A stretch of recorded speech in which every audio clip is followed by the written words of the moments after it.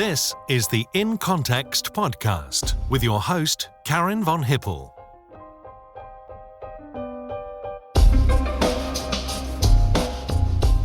Good afternoon, everyone. I'm Karin von Hippel, the Director General at RUSI, and it's a pleasure to welcome the Right Honourable Sir David Lidington to today's In Context podcast.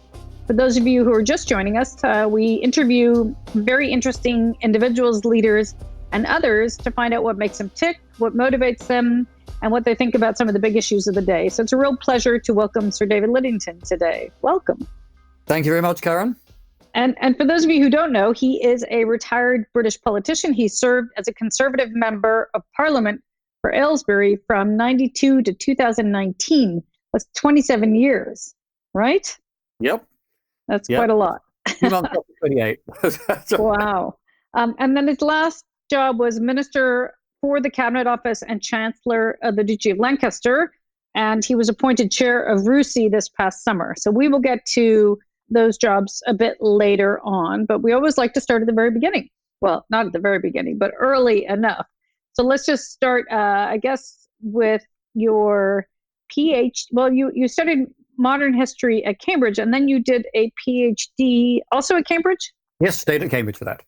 And you were looking at, let's just see, the title of your PhD, The Enforcement of Penal Statutes at the Court of the Exchequer 1558 to 1576. How did you get that subject? I was talking to my supervisor, who was a great man, Sir Geoffrey Elton, who was then the Regius Professor of English History at Cambridge and supervised my doctoral work. And he sort of suggested that this was an area I might want to look at, hadn't really been explored before. But basically, it was quite interesting, the corpus of cases, because what we're looking at, what's referred to by the term the penal statutes, are the measures to do with the regulation of the economy and society in Tudor England. And they were called penal statutes because there was a financial penalty attached to them. The idea was that half of that went to the crown, but half of it then went to the public spirited citizen who went to the Court of Exchequer and said, something dodgy is going on here, it's breaking the law. And this was meant to deal with usury, extortionate money lending, with middleman trading, with standards of manufacture and production, with customs and excise offences, and quite a lot of stuff of that type.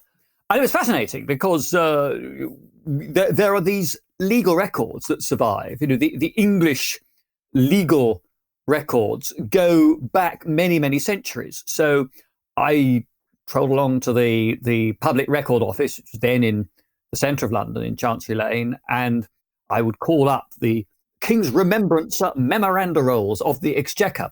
And if you want to visualise them, think of a head-bound A4 pad, but 5 feet in length, Wow. but about the width of an A4 pad, on a lot of paper, usually some of paper, sometimes of vellum, so animal skin. And the writing was mostly in sort of dog Latin, sort of abbreviated working Latin that they used. And you'd work through these, and you'd gradually see patterns emerging. Which parts of England were the alleged offences committed in? Did the prosecutions ever actually get anywhere, or did they just peter out before a formal judgment?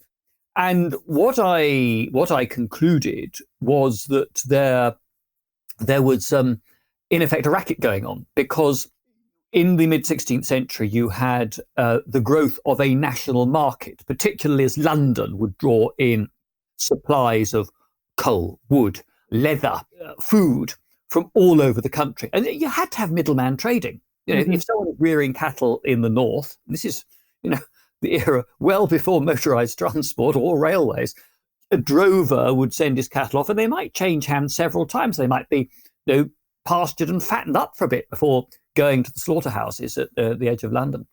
And so you found that many of these laws were at odds with economic reality of the time. Money lending, absolutely essential because of the way the economy was developing at the time. And there was a racket going on. It wasn't public-spirited citizens who were initiating these cases. There were syndicates of professional informers who were in cahoots with the Exchequer clerks. And they basically, you'd have an overhead if you were a trader.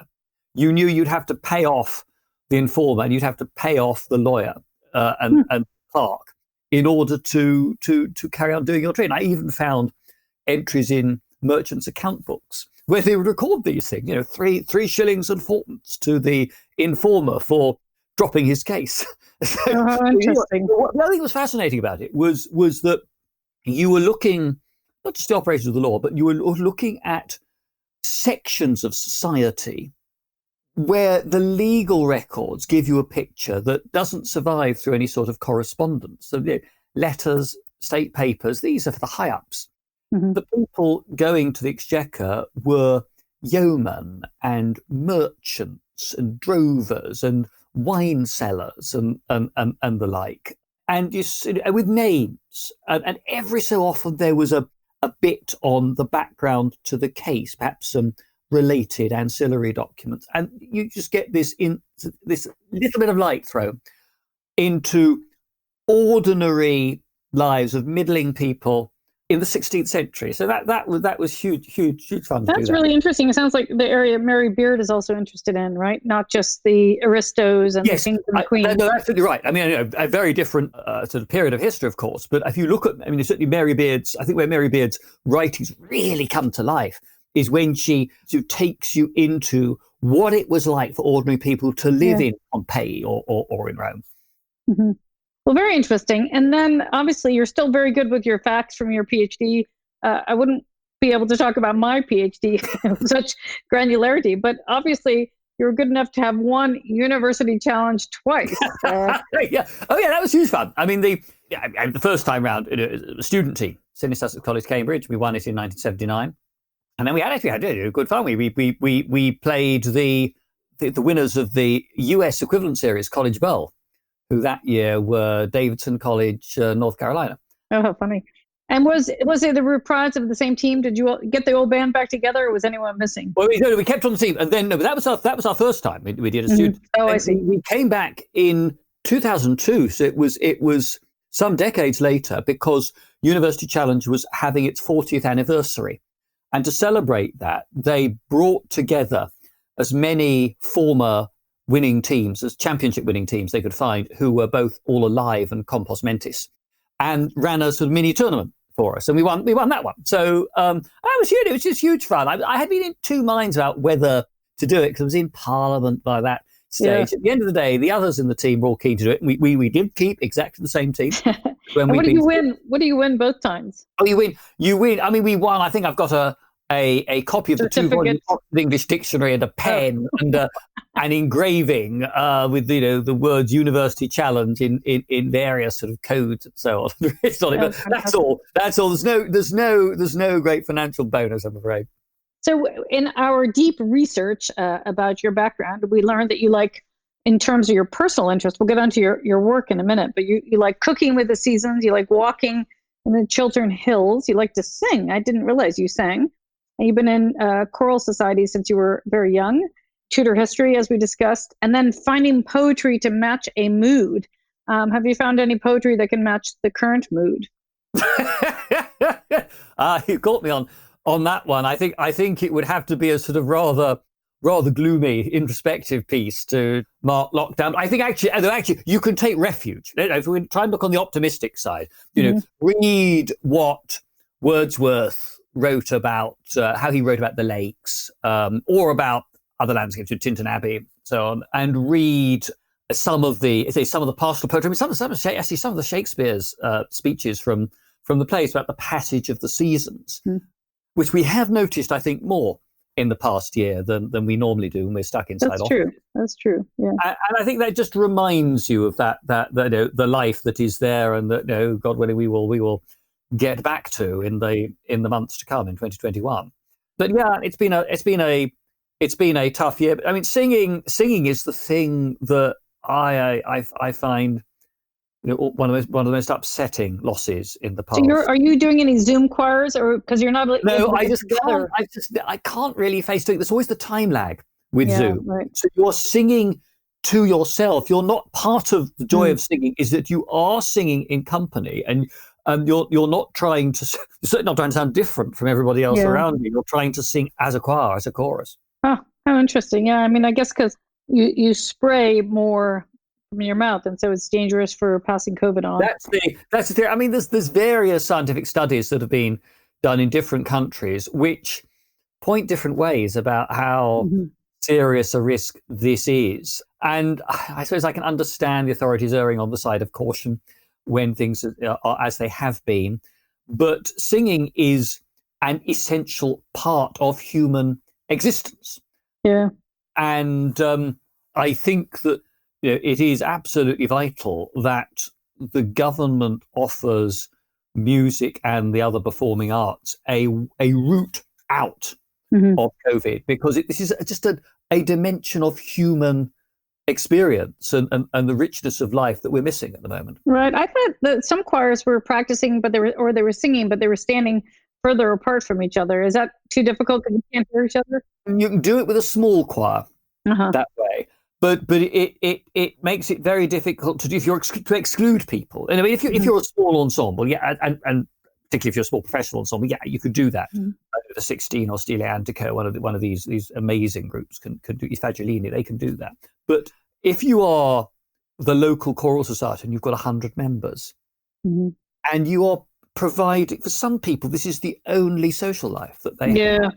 Yeah. It's very difficult to sort of include some and exclude others just to fit in with distancing requirements. And there's these huge audiences, and you have to pay for a conductor, and you have to hire music, and if you want an accompanist or a band, you have to pay for them. So where do you get the revenue from if you're having to cut your audience size? So there's real difficulties. One of the many tragedies of this period.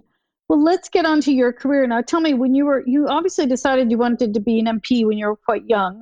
Last time I spoke to Mark Rowley, Sir Mark Rowley, the former chief of counterterrorism in UK policing, and he decided he wanted to be a cop when he was 17 or something like that. When did you decide you wanted to be an MP?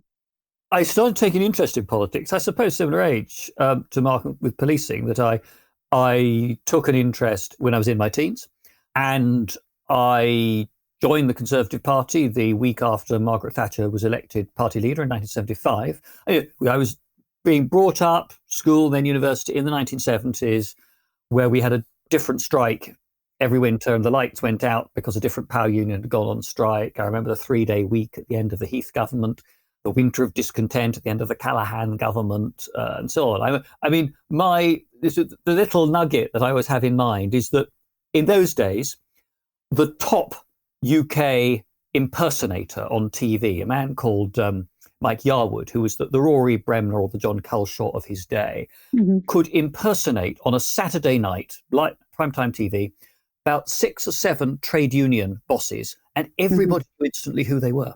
It just doesn't happen now. Yeah. And it's just to measure how society has changed since then.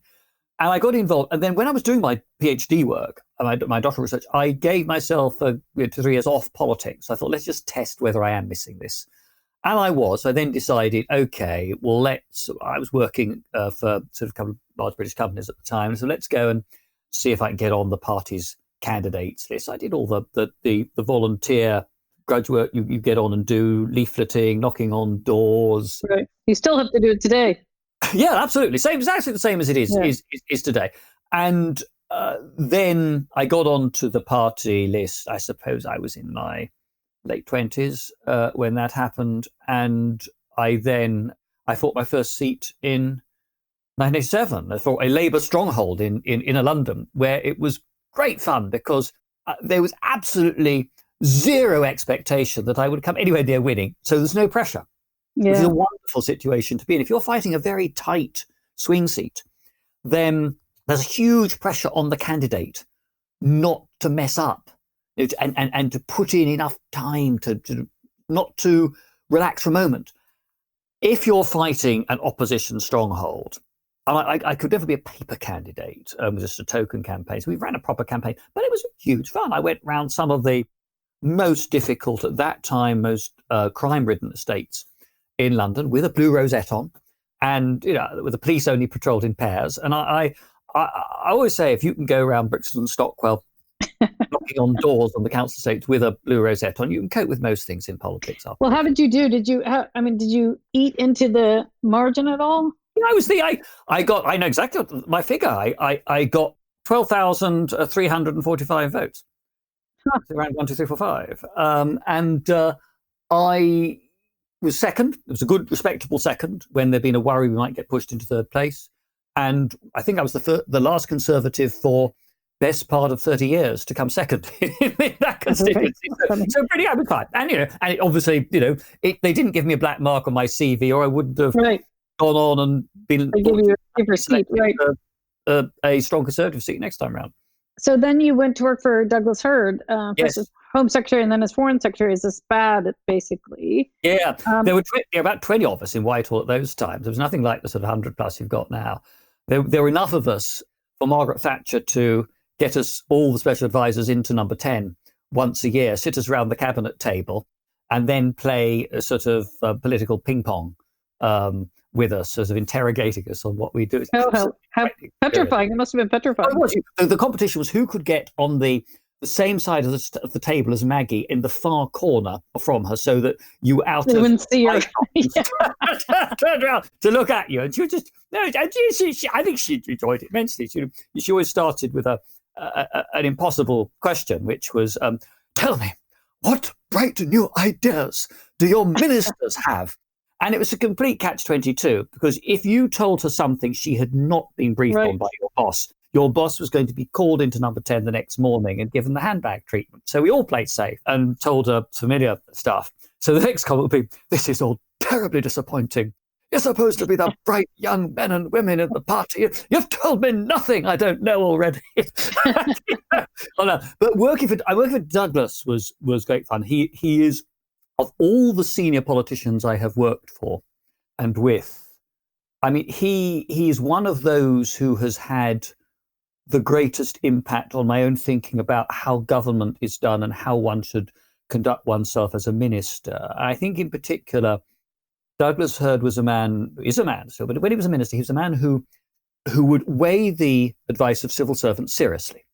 He recognized their expertise, and he would read the papers, ask them probing questions, but then he'd make his own mind up. He wouldn't feel bound to accept their advice, but he treated them with respect and their advice with respect. And they responded to that. And then he did take a decision at the end of the meeting. He said, right, this is what we're going to do. And his summing up at the end of the meeting would describe the action that was going to follow from that. And also meticulous with the paperwork. I mean, he taught me the trick of never waste 10 minutes, is what he would say to me, that if you had a spare 10 minutes, might be on the road traveling to an event, might be in the office, he'd then have a bundle of paperwork that he would get out and start going through, just either cutting out official papers from his box he'd otherwise have overnight, or doing constituency work, which of course he had to do. And he said we have this weird system. He said, and when he was at the Foreign Office, I'm Foreign Secretary. I fly all around the world. I talk to Bush the first. This was I talked to Gorbachev, and then I come back and spend Saturday afternoon sitting in a drafty church hall in Oxfordshire while people come and shout at me about the poll tax. And he said, I tell this to my French and German opposite numbers, and they look at me with a mixture of bewilderment and utter horror on their faces. But it keeps you grounded, doesn't it? In this sense? It does. The constituency absolutely vital. I said all the time that I was in Parliament, and particularly when I was initially on the opposition front bench for some years, and then I was visiting government and senior levels in government, knowing that I had to deal with the constituency mailbag, that I had the surgery to deal with, that people would come up at the weekend and stop me in the high street and spend my ear. It does keep me rooted in a way that I think those democracies that operate with list systems find more difficult to do. Well, so then you finally, I guess your performance in Vauxhall helped the Conservative Party decide to give you a good seat. So then you got elected as a candidate in 1990, and then you won the election 1992 in Aylesbury, right? Yeah. Given the history rate. And then you were parliamentary private secretary to another Home Secretary, Michael Howard. Yep.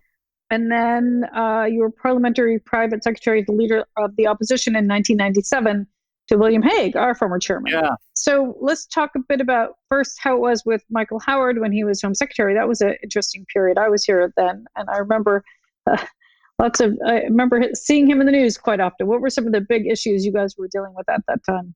Oh, we were dealing, it's familiar stuff, home affairs. We were dealing with immigration issues and political asylum, and people claiming political asylum, much smaller numbers than in some of the years since, but it was significant news item time, with problems over crime, problems over industrial relations with the prison service and the police sometimes, problems over the law on firearms licensing. There had been, in Michael's time as Home Secretary, there had been an outrage. There was the Dunblane massacre in Scotland, where this madman walked into a school and murdered a significant number of children and teachers. And there was overwhelming parliamentary pressure for a ban on all handguns, which was agreed by John Major as Prime Minister. And when you get into the detail of firearms legislation, it is incredibly complex, because you're then into all sorts of questions as to whether there should be exemptions for antique firearms. And what about somebody whose dad has given them his World War II rifle? And does that have to be deactivated? If so, can you guarantee that it can't be reactivated in the future? What about museums? What about people whose livelihoods have been in the gun trade? What about our Olympic team? So you're dealing with all of these, and a very big rebellion on the Tory benches over some of this detail. And as his job is to be the minister's eyes and ears with members of Parliament, and to advise the minister and to represent the minister, sometimes two MPs. So it was hard work. Michael Howard's reputation was always somebody with formidable intellect, and spot on there, and as sometimes a difficult man to work with. Some of his officials did find the relations tricky, but he was always a much more delightful, charming man in private than his rather fierce public persona would justify. And as his PPS, I supported him when he stood for the leadership after John Major's resignation in 1997, in the first round. And Michael was famously denounced by one of his former junior ministers, Anne Widdecombe, as having something of the night about him. And yes, I remember that. When Michael was knocked out of the leadership the first round, when he did so, he gave a party for those of us who'd supported him, and invited us to bring our families. I mean, a really nice time. And then at the end, he gave each of the people the MPs and others who'd been on his team, a gift. And it was a copy of Bram Stoker's Dracula, in which he had inscribed a memento of the Something of the Night campaign. So I just thought there was a really good little sense of humor in there, which people are not always aware of. As I went on to work for William, so then Tony Blair comes to power, and then William becomes leader of the opposition. William, I remember standing in the leader of the opposition's office after he'd appointed me with William and Sebastian Coe and Alan Duncan and Charles Henry and others who were in the opposition leader's team. And there were sort of half a dozen cardboard cartons in the room with John Major's files in. There was a broken telephone. And that was it. The Conservative Party had not been in opposition for 18 years. It had forgotten how to do it. And the fair weather friends and the fair weather donors and financial supporters had all vamoosed. And so it was a really difficult time. And we were so low in numbers, about 160 something in a parliament of 650. So we weren't going to come near winning any votes. The only thing the Tory party had to be cheerful about were William Hague's performances at Prime Minister's Questions every week. But one of the first things I did was to find out how many Conservative MPs had ever been in opposition before. And it was about 11 of them. Wow. Of whom Ken Clarke was about the youngest. So, it was really, really tough going. It was shoveling rubble. And William's wonderful boss and sort of great guy. And I think had he in other circumstances, I would think he would have made a great prime minister, but that was not to be. But you learn a lot from opposition. Yeah. I don't wish it on people, but actually you notice, I think it's people who have not known opposition sometimes get both there's a risk of both complacency, assumption that you're always going to be in government, so you never have to worry or think about, well, what would happen if the other lot got in and had these powers at their disposal. And also there's sometimes a risk people who've never been in opposition or never seen adversity in politics just can panic a bit. And opposition does teach you the value of perseverance. So we had to wait 13 years before we got back into government again. Right. Well, I do remember William, I can't remember if it was a podcast or in a conversation, but saying that he was very unlucky to have Tony Blair as his foe because he was such a strong prime minister in many ways, right? I mean, it must have made it very difficult for planning purposes, et cetera, for all of you. Well, Tony Blair was a formidable politician. I'm not going to criticize, a number of the decisions he took while in government. But I think he was able to reinvent the Labour Party to appeal to middle of the road voters, to people with aspirations for their careers and for their families and for their country, and identify New Labour with those values and those people.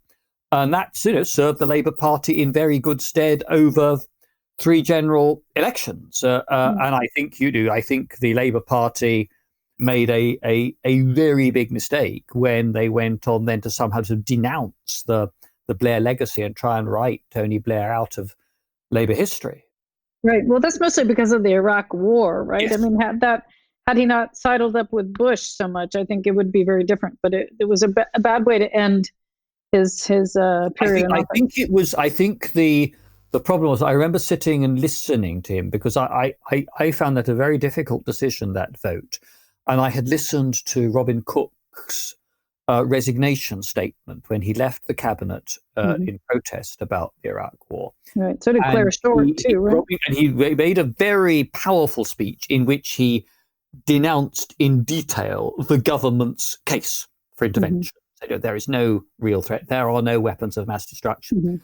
And Tony Blair, following day or 2 days later, when he opened the debate where Parliament was being asked to authorise military intervention, constructed his speech as a rebuttal of Robin Cook's argument. It was a formidable speech, and I think had weapons of mass destruction then been found inside Iraq, I think even with the sort of the tragedies and catastrophes that have beset Iraq since then, Blair's personal reputation would not have been damaged to anything like the same extent. I think it was the sense that people had been sold a case for intervention on false premises that has really caused problems with the Labour Party, but also with sort of public opinion more generally. Well, and I think with the U.S. government as well. I mean, it really undermined faith in the U.S. government in many parts of the world too, especially the bullying behavior that the Bush administration was engaged in.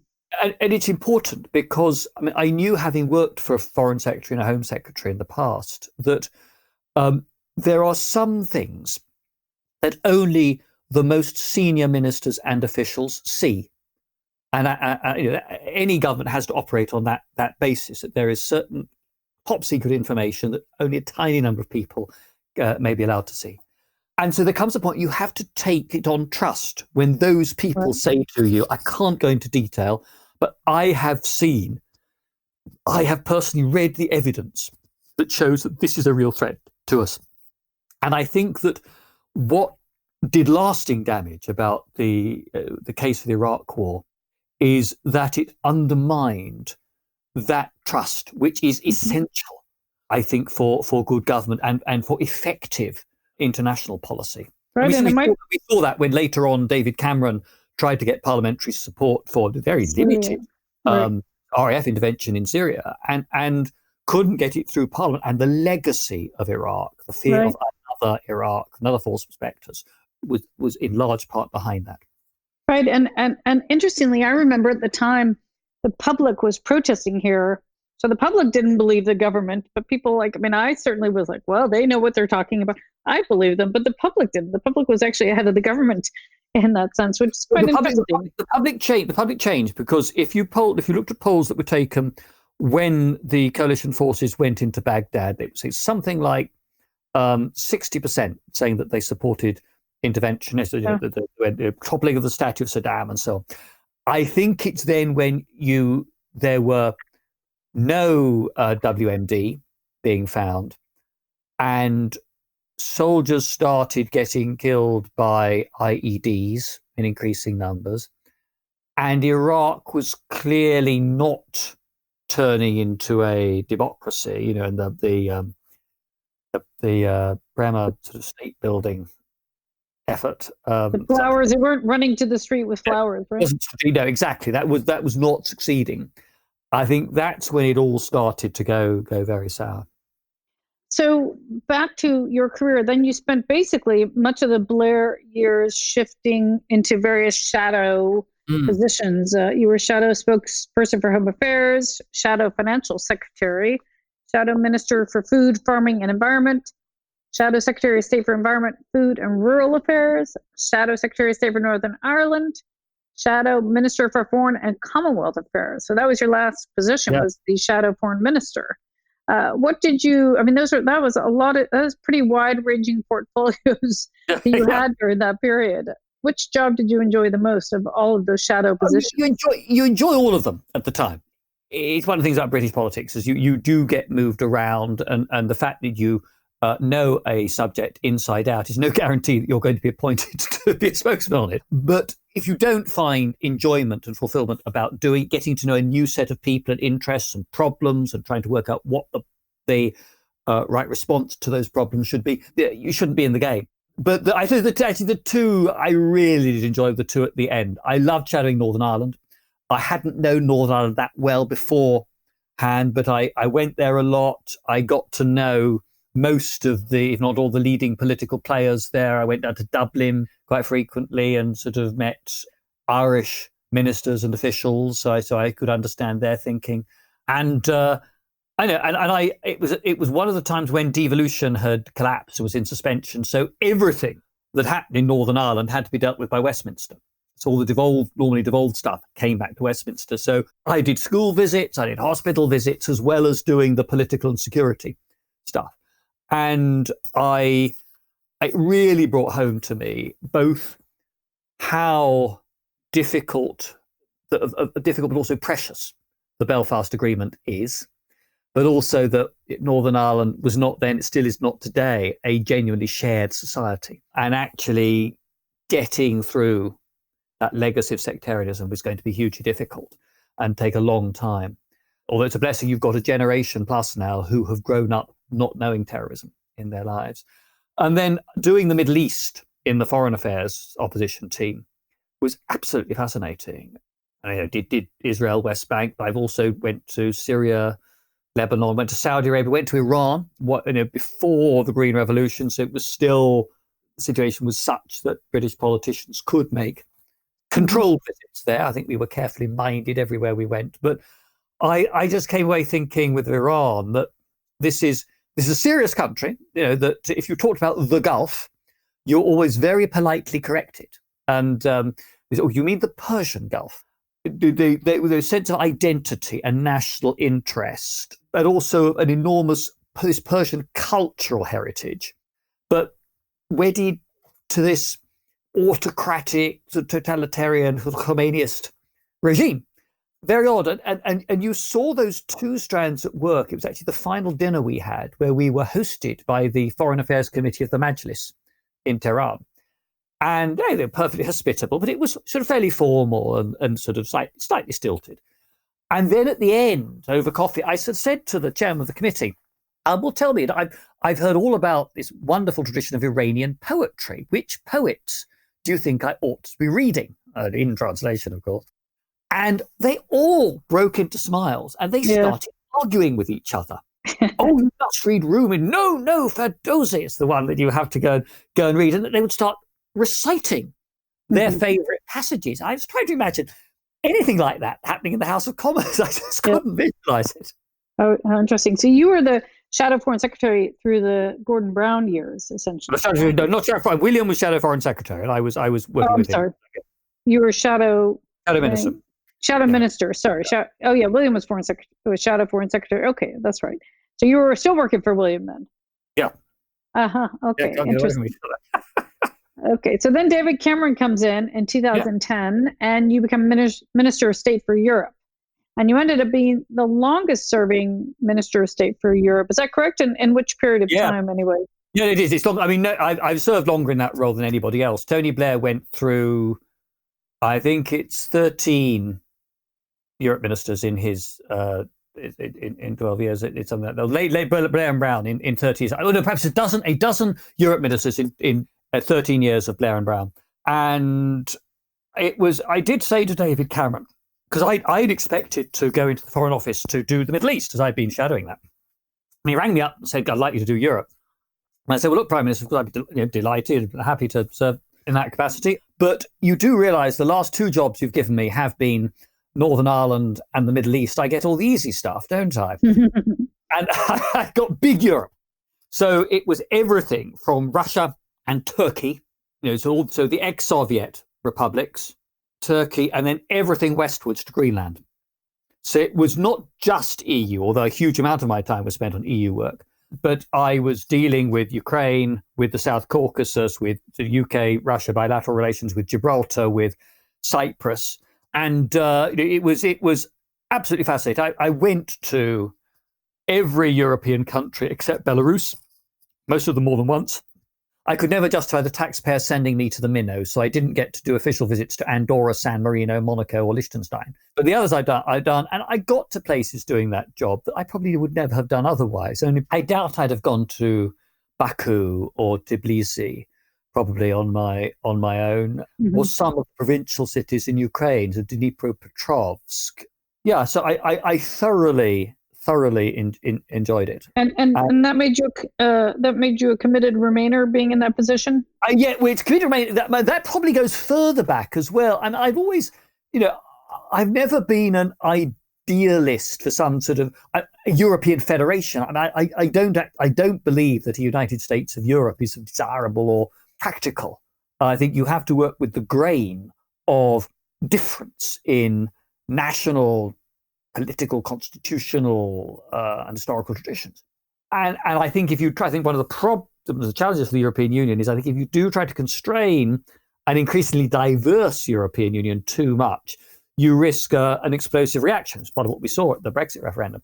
But my view and my commitment to Remain starts earlier. It goes back to when I was working for Douglas Hurd, because within a month of him becoming Foreign Secretary in 1989 and me going into the FCO with him, the Berlin Wall came down. And I was in the Foreign Office, working for the Foreign Secretary through the Velvet Revolutions of 89, 90, the unification of Germany in 1990, and the first cracks appearing in the Soviet monolith, with the Baltic states sort of starting to assert independence of the USSR. So I still feel that period in 89, 90 was the best, sort of most optimistic moment in international relations I've known in my lifetime. The sense of a continent that had been divided since 1914 at last coming together again. I can remember what it felt like walking through the Brandenburg Gate for the first time. Having been to Berlin as a schoolboy when the city was divided, and seeing the wall and the barbed wire and the minefields and the memorials to people shot trying to cross, and then going back to a city that was free and open again. I mean, that had such a big impression on my own thinking and beliefs. So I think it was that, and then going back as Europe Minister, and the sense that while the European Union could be incredibly frustrating at times, actually this was still a noble and beneficial sort of set of institutions to try to resolve differences without the savagery that we'd seen in so many previous generations in our continent. Yes, it's interesting, isn't it? Because especially those early days, I think the conditionality that the EU asked of potential candidates for accession ended up being some of the more successful ways of getting countries to reform that we've seen. And so you could say that it was certainly a force for good during that period. But obviously the seeds of some sort of anti-Europe were being planted in many places in the UK and probably in other parts of Europe. But you then stayed in that job until the referendum? Did you leave just after? Until Theresa May became Prime Minister. Okay, so after the referendum. Through the referendum and in the few months between David Cameron's resignation as Prime Minister and Theresa coming in. And then she asked you to be Leader of the Commons and Lord President of the Council. Now, what exactly do both of those jobs entail? Leader of the House of Commons is the, if you like, the effective bit of it, which is you're responsible for the government's legislative programme. You work closely with the chief whips in the two houses and with the Leader of the Lords. And I chaired a committee, PBL, Public Business and Legislation Committee, which vets any bid by a minister to have a piece of primary legislation, to bring in a new bill. And my job was to give my colleagues a very hard time and challenge them both over the technical side of the bill. Does this deliver what you claim for it? Have you got the wording right? And politically, have you really thought through what the potential points of opposition are going to be? Have you thought through whether by including this bit in your bill, you bring in scope the possibility of amendments on some other subject where the government really doesn't want to go because there's a risk of a rebellion and defeat if we get into a discussion there?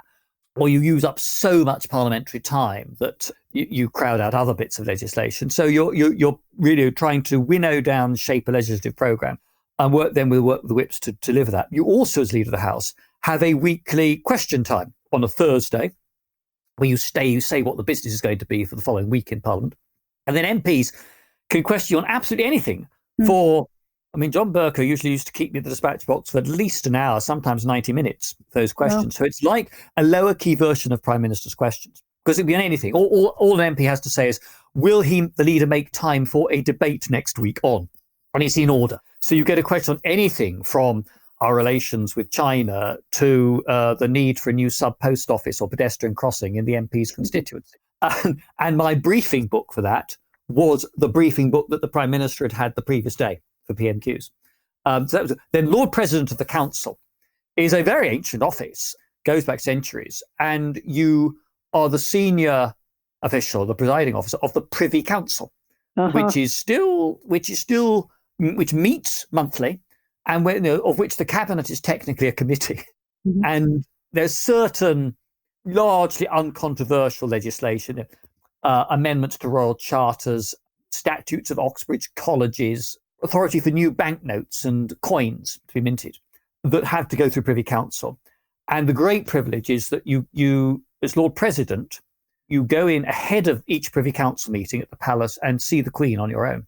And it was absolutely terrifying first time because I had met Her Majesty when I had been in part of a reception or something, and you'd have a few words in a group, or you're presented in a receiving line, shake hands, perhaps a few words and move on. But then first time I lined up outside the room in Buckingham Palace, the audience, and the Crown Equerry. So it was a really nice, first one was a really nice RAF officer who said, look, David, don't worry. She will make you feel at ease. She's seen absolutely everything. So nothing is going to faze her. And these liveried pages open these huge double doors in front of you, and you do 3 paces forward with the equerry, and it's a neck bow, and then he says, "The Lord President, Your Majesty," and he backs out of the room, and the doors close behind you, and there's you, and there is Her Majesty the Queen. Are you wearing a gown or anything like that? No, just a suit. But you're thinking, have I got all my laces done up? It's too late to worry about it. You can't look down. And you just go, but I know, without sort of breaking confidences at all, that, the Queen is absolutely charming, and, she knows how to put nervous people at their ease, and she does. She notices if something goes wrong with the ceremony, but not if, she doesn't get uptight about it, or, she just lets things go. But she's meticulous. She does still preside at each Privy Council. Mhm. Privy Council only lasts about 10 to 20 minutes normally, working time. And everyone who has Right Honourable next to their name is a member of Yes, the Privy Council. that's right. Okay. How do you get selected to be in the Privy Council? It goes automatically to certain people. So cabinet ministers Mhm. are all Right Honourable, as are judges over a certain rank and some senior military officers. Got it. Then, on a discretionary basis, other sort of relatively senior ministers can be given that. So perhaps quite often the Minister for the Armed Forces, the Senior Minister of State at the Foreign Office will get that. And it does, having that title does give you that bit more access to certain highly classified information, because if you've taken the Privy Councillor's oath, the assumption is that if you talk to somebody on Privy Council terms, it means that it is done in complete confidence. And so some senior members of the opposition, including always the leader of the opposition, are Right Honourables, are Privy Councillors as well. And it is that which then enables the Prime Minister or the Foreign Secretary or the Defence Secretary or the Northern Ireland Secretary to share with their opposition counterparts some important security-related information, knowing that that is going to be treated completely with complete confidence. But do you keep the title even after you step down from that position? Yes, you keep the title Privy Councillor, unless you done something disgraceful and sort of are struck from the rolls, and you have to have committed, I think, a serious criminal offence for that to happen. Mhm. You are a Privy Councillor for life. So you did that for a year, those two positions, and then you became Secretary of State for Justice and Lord Chancellor. So you did 2 jobs and then 2 jobs the next year. Anything interesting about those two? Yeah, another mix. With Justice Secretary, I was responsible for prisons, probation, legal aid, for the operation of the justice system, for courts and tribunals, and for sentencing policy. So huge operational workload there. You had prisons, probation on the one hand, and the administration of the courts, and particularly a big project to try to digitize the court service more. So it was not just a policy department, but a big operational department as well. And then as Lord Chancellor, you are the link between the government and the judiciary. And as Lord Chancellor, when you go to the palace for your formal appointment by the Queen, as every Secretary of State does, you don't just get given the seals of office and take an oath if you haven't done one already as a Secretary of State. The Lord Chancellor has to take a special oath, which includes a commitment to uphold the rule of law and the independence of the judges. And you receive the Great Seal of England, which is heavy.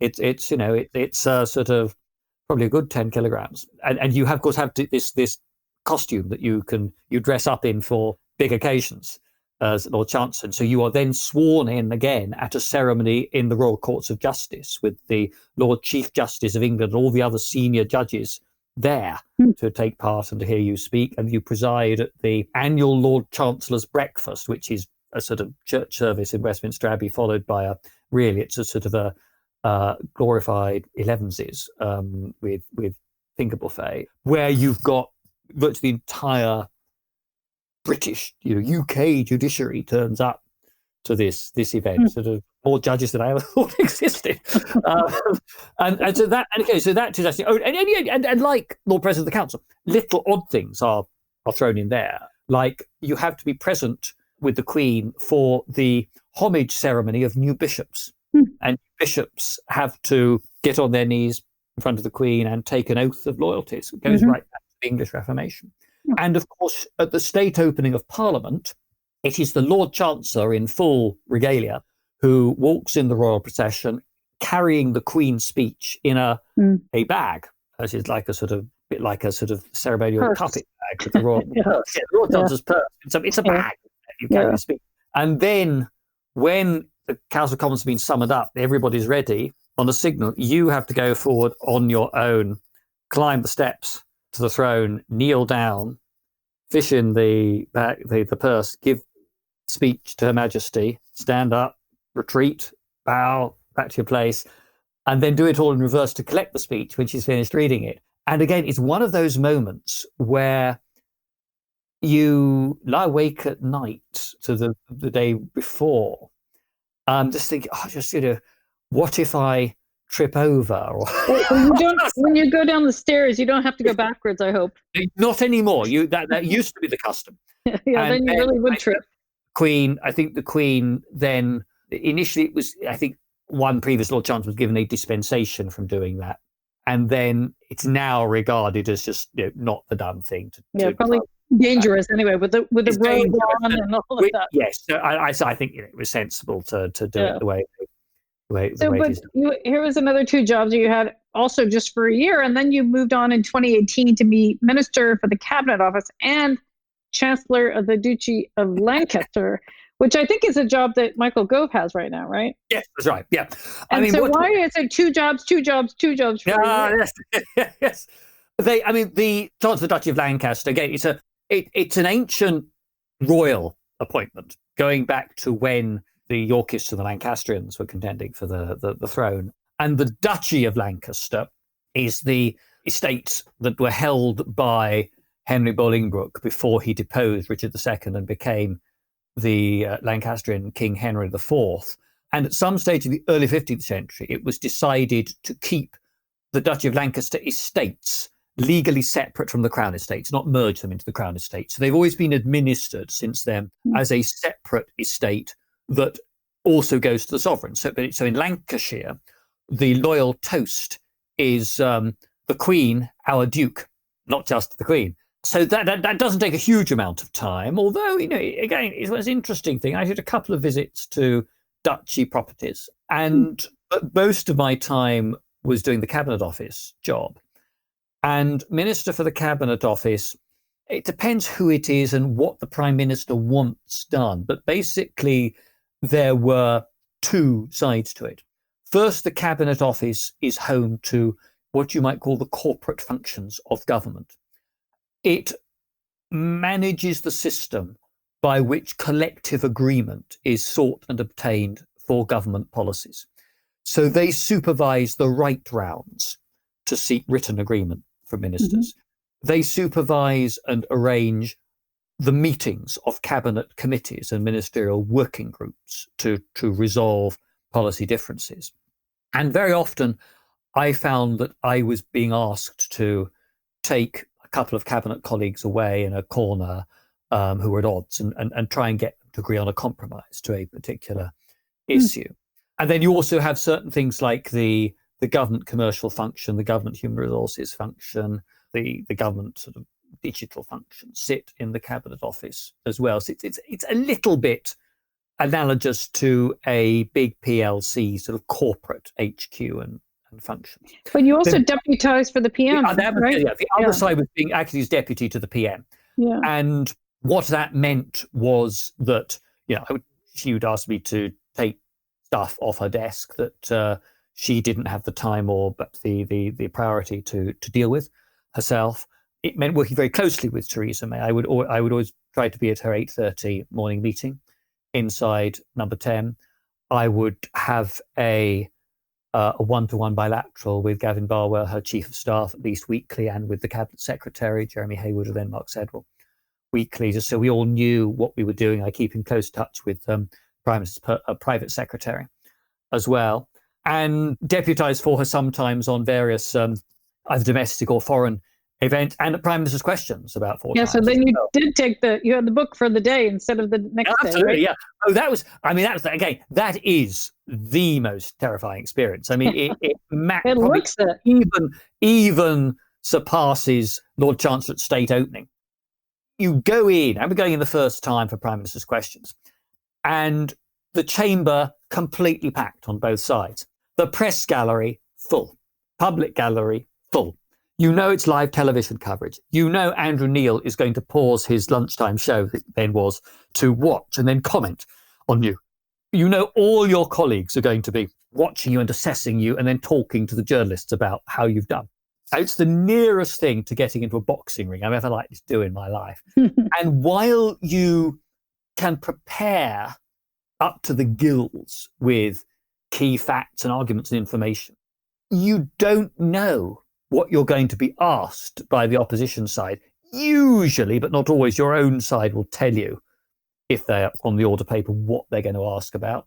And sometimes an opposition member will, if they've got a constituency case they want to bring up, therefore they want a serious answer, not just a pat thing. But the leader of the opposition or his deputy, they have 6 goes, but you don't know what subject they will definitely choose. You don't know whether they will stick to one subject or mix and match throughout their 6. So it is quite tricky, and you don't get much thinking time when you're in there. Yeah, right. Oh, that just looks so tough. I know. Well, as an American, we were always so shocked. I mean, in the U.S. system, they don't ever really have to defend their policies at all, right? They just give a speech or two here and there, but they don't ever have to get up in front of their colleagues in the opposition and defend everything that they're doing in the detail that you do at PMQs. It's so impressive. Well, we are unfortunately running out of time. These podcasts always go so quickly. But so you then decided to step down. I think I met you just before you were about to step down. And remind us why you decided to step down when you did. It was a couple of things. I mean, when Theresa May resigned as Prime Minister, I came to the view that this was the right moment for me to leave government as well. I've been on the front bench in opposition and then government continuously for 20 years. That does take a bit of a toll. And for everybody, there comes a moment when you have to step aside or be pushed aside. And Boris Johnson has just been elected leader, and I wrote to him, wished him well, congratulated him. But there was no secret about the fact that I disagreed with his approach to the European question, and I certainly felt that he'd won the leadership on the back of his views on Europe, and he was entitled to have a cabinet made up of people who were prepared to support him on that, which I would have found very, very difficult to do. Mm-hmm. So I took the decision that I should step out of government, and that Theresa going and 20 years on the front bench, it was the right time to make that move in those circumstances. And then, had the general election not been called in 2019, I had decided already that I was going to leave the Commons in 2022, by which time I would have done 30 years service as an MP. And I'd come to the firm view that was the right moment to go. So I had the choice last year when the election was called. Do I leave a couple of years earlier than I had planned to do, or do I commit for another 5 years? Well, I'd have happily done another 1, 2, 3, at a pinch, 5.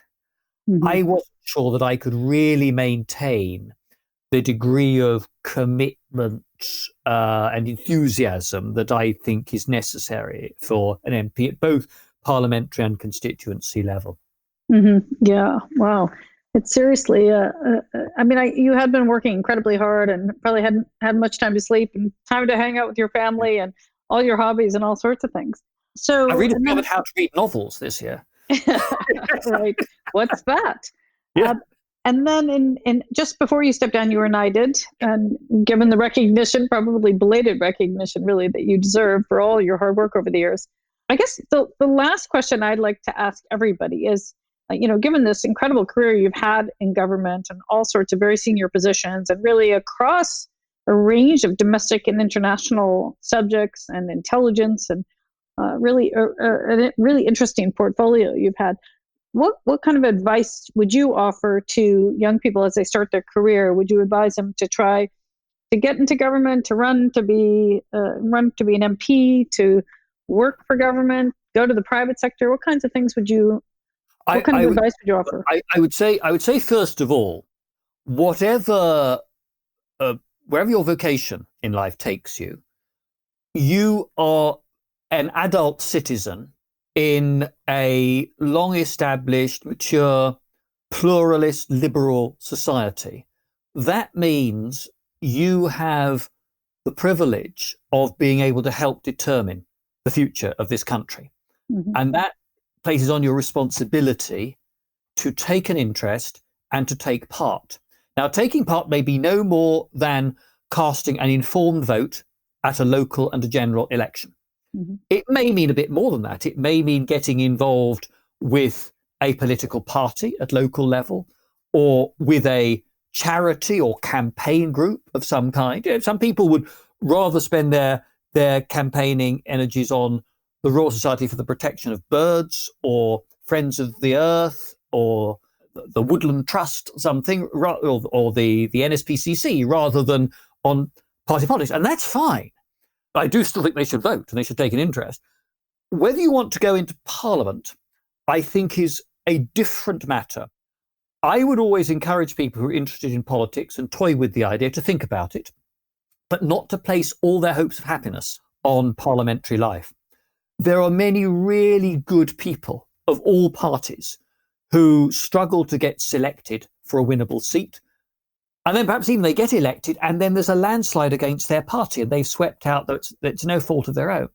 So you can't guarantee what happens in a political career. So I would always say, look, don't sort of forget about family or about career or a hinterland.